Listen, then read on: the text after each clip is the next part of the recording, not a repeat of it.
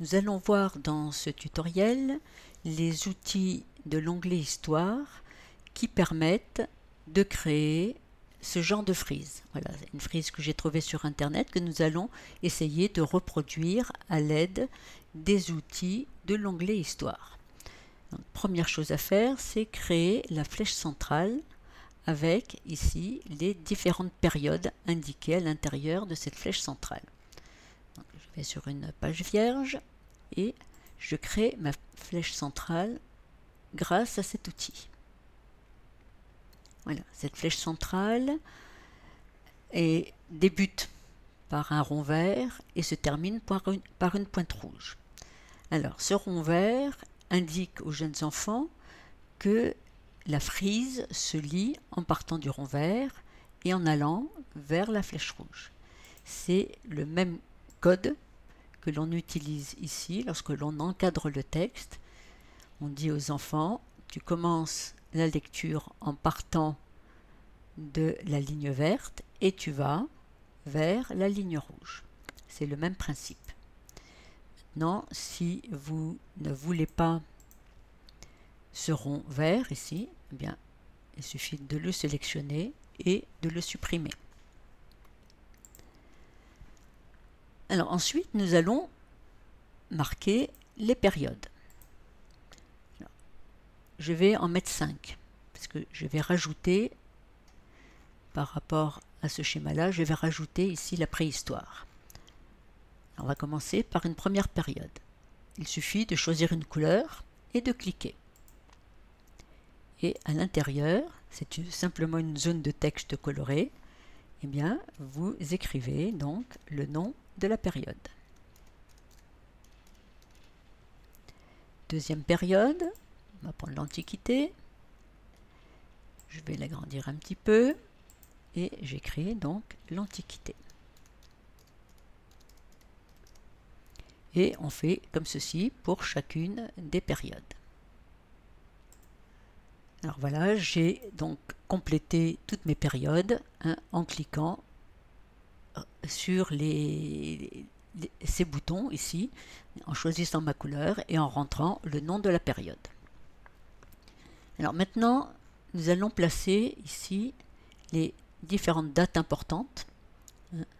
Et au lieu de les placer au-dessus, moi je vais les placer dessous, parce que je trouve que c'est finalement plus lisible d'avoir la date avec l'événement qui lui correspond. Donc nous allons utiliser ici des zones qui me permettent de graduer ma grande flèche ici, soit en plaçant ma graduation au-dessus de la flèche, soit en la plaçant en dessous. Donc j'ai dit que je voulais les placer en dessous. Donc, je clique et ma graduation vient se placer sous la flèche, mais toujours en fait au début. Donc je vais tout simplement reculer ici et je vais mettre la date moins 3000.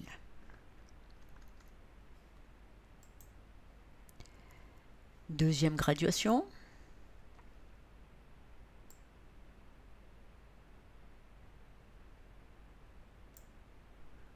« 476.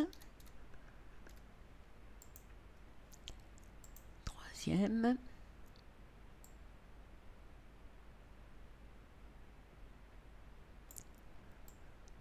1492.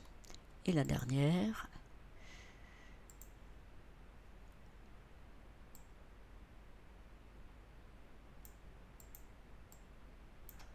1789. Voilà pour mes différentes dates. Alors je vais rajouter un événement quand même important dans une frise qui va de la préhistoire à l'époque contemporaine. C'est la naissance de Jésus-Christ, puisque cette naissance marque l'année 0 de notre ère. Donc je vais faire ici, je vais faire placer un événement au-dessus. Alors un événement se compose, je l'ai fait en dessous, Je me suis trompé, donc je recommence. Événement au-dessus. Voilà.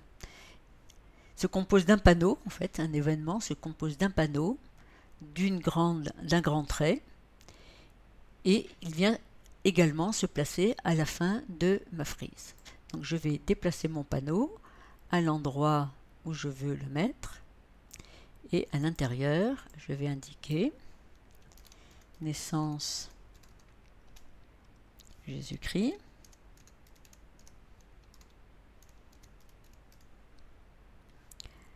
Année 0 de notre ère. Alors, il faut que j'ajuste un petit peu mon panneau. Je vais aussi l'agrandir comme ceci. Voilà. Et puis, ici, je vais monter un petit peu le trait. Donc, j'appuie sur la touche majuscule. Et de façon à ce que, voilà, que mon trait reste bien droit. Et voilà. Donc, voilà un événement important de cette frise. Je vais rajouter avant Jésus-Christ, après Jésus-Christ, ici derrière. Alors pour cela, je vais ouvrir ma boîte à outils et je vais demander à ce qu'on me crée une zone de texte dans laquelle je vais pouvoir rentrer mon texte. Alors cette zone de texte se place là où vous avez mis le curseur. Alors, je vais mettre avant Jésus-Christ.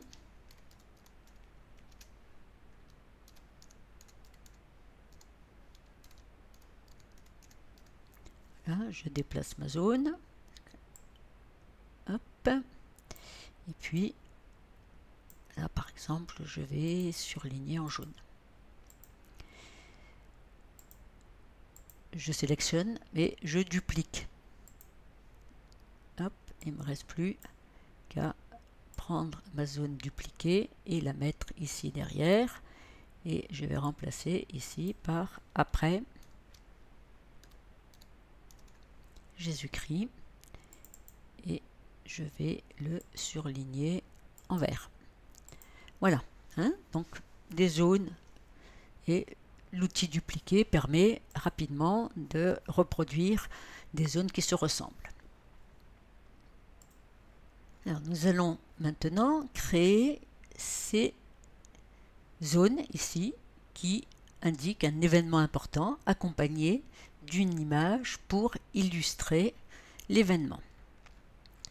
Alors pour cela, je vais toujours grâce à ma boîte à outils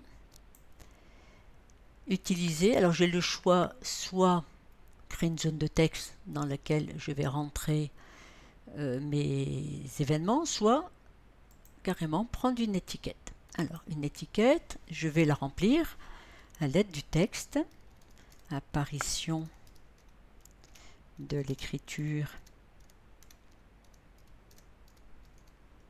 en Mésopotamie.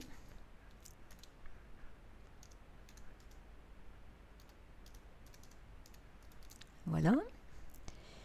Alors je vais faire éditer une étiquette blanche avec un texte rouge, par exemple. Je veux que mon étiquette ait une bordure. Bon, maintenant, elle n'a pas besoin d'avoir de flèches. Et donc, je crée mon étiquette. Voilà, mon étiquette est créée là où j'avais mis, en fait, mon curseur. Donc, je vais ici, baisser, l'amener à l'endroit où je veux qu'elle soit. Je la dimensionne. Je vais lui mettre des bordures rouges, bordeaux, comme ceci, et puis peut-être même une bordure un petit peu plus épaisse. Allez, on va prendre, voilà. Alors, je reviens ici à mon onglet Histoire. Et puis, donc, à l'intérieur de cette étiquette, je vais y mettre une image.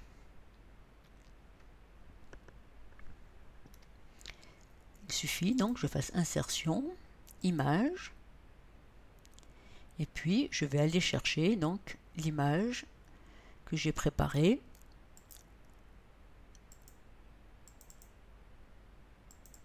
Voilà, et donc ici, celle-ci. J'insère.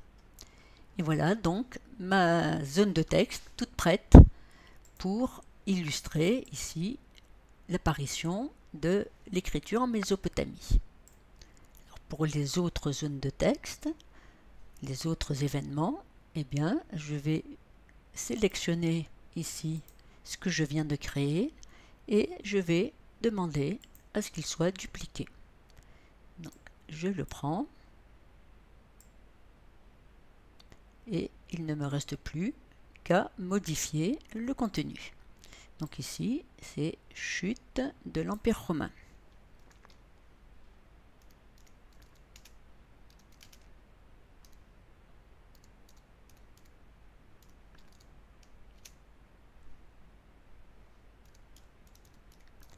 Voilà, et je change mon image.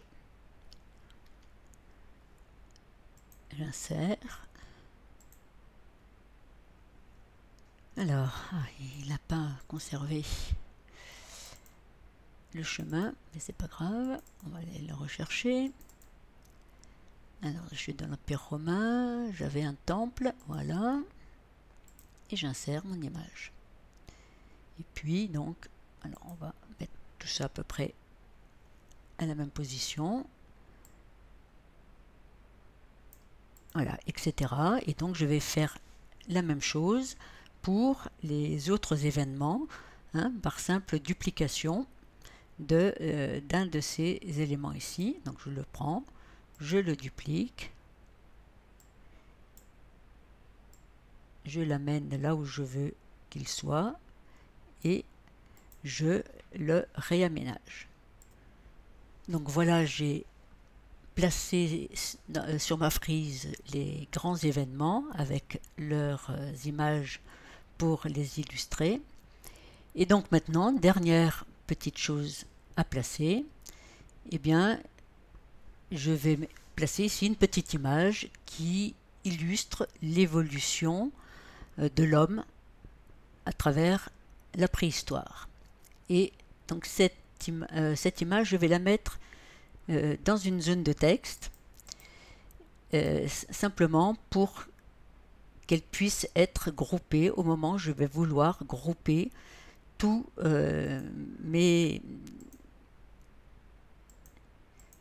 éléments. Alors, ici, voilà ma zone de texte, j'enlève le texte, mais à la place, je vais y mettre donc mon image.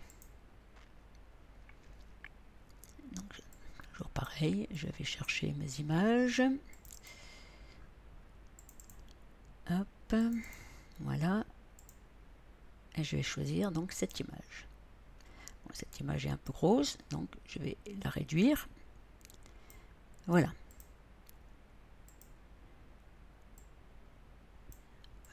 tout petit peu la monter, voilà. Donc voilà ma frise terminée. Et si je la laisse comme ça, si je déplace un élément, cet élément va se déplacer tout seul. Si maintenant je veux déplacer, faire grouper tous les éléments qui constituent ma frise de façon à ce que je puisse tout positionner en une seule fois, eh bien, il suffit ici que je fasse grouper. Voilà, tous les éléments constitutifs de ma frise placés sur la même page sont groupés, ce qui va me permettre ici de déplacer l'ensemble en une seule fois. Si, par exemple ici, je n'avais pas mis mon image à l'intérieur d'une zone de texte créée à partir de cette boîte à outils, eh bien l'image n'aurait pas été groupée avec le reste et serait donc restée indépendante. Un déplacement de la frise n'aurait pas déplacé ici mon image.